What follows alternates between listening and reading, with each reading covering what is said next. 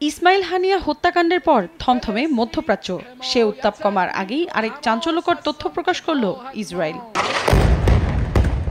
জুলাই মাসে গাজায় ইসরায়েলের হামলায় নিহত হয়েছেন হামাসের সামরিক শাখার প্রধান মোহাম্মদ দেইফ। বৃহস্পতিবার এমনটাই দাবি জানায় ইসরায়েলের নিরাপত্তা বাহিনী IDF। এক প্রতিবেদনে এ তথ্য জানায় ব্রিটিশ সংবাদ মাধ্যম BBC।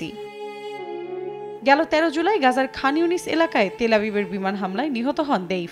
58 বছর বয়সী ওই ব্যক্তি ফিলিস্তিনের স্বাধীনতাকামী সংগঠন হামাসের সামরিক শাখা ইজেদিন আল কাশেম ব্রিগেডের প্রধান ছিলেন।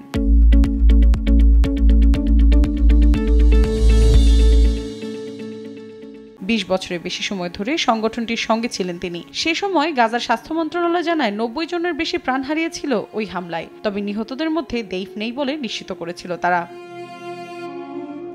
একই হামলায় হামাসের আরেক কমান্ডার রাফা সালেম নিহত হওয়ার খবর পাওয়া গেলেও এর সত্যতা পাওয়া যায়নি বলে জানায় BBC।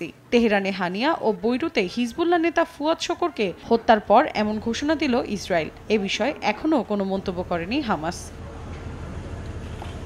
মৌসুমী সাথী, সময় সংবাদ।